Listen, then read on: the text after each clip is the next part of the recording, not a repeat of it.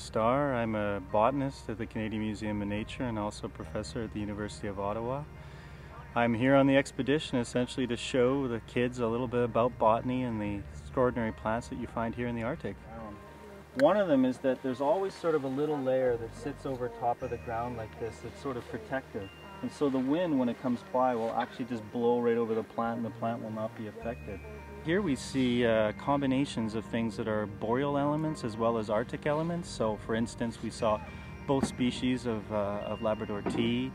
I also saw sort of the Arctic rhododendron, that's a common species, Rhododendron laponicum. I saw a bunch of sedges, that's what I focus on, one of which I was a bit surprised to see, Carex Juliana, something that I'm currently studying back at the museum.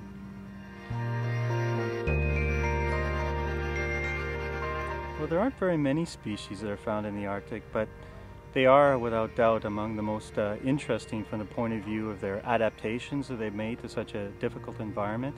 They're also extraordinarily beautiful.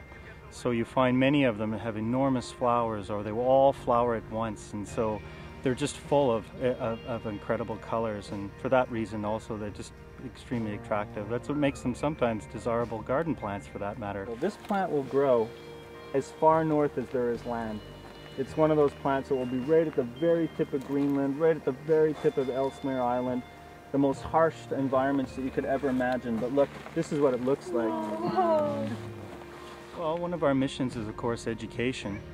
Another one is even research, and the nice thing about Students on Ice is that I'm able to combine both of them. So it gives me experiences in places where I've never been before, and sometimes I'm even able to collect specimens that I use in my research. As we see changes in the environment, we'll also be seeing changes in the flora. So when we do sort of surveys of certain areas in the Arctic, what we're trying to do is create at first a baseline, and that's just knowing what's there at the present, and also to discover whether things that have never been recorded at the same locality are starting to appear. So some of the studies that we've done in the Canadian Arctic archipelago in particular are of real interest, because the environment that's found on the continent is very different than what you see on the islands.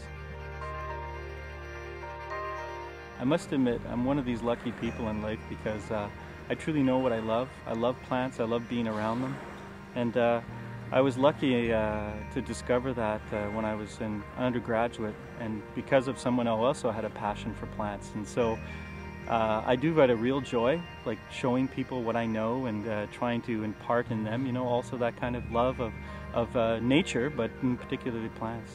And hopefully, who knows, maybe someday they may become botanists just like me. It takes really somebody to give them that sense of really how special plants are, in any organism for that matter.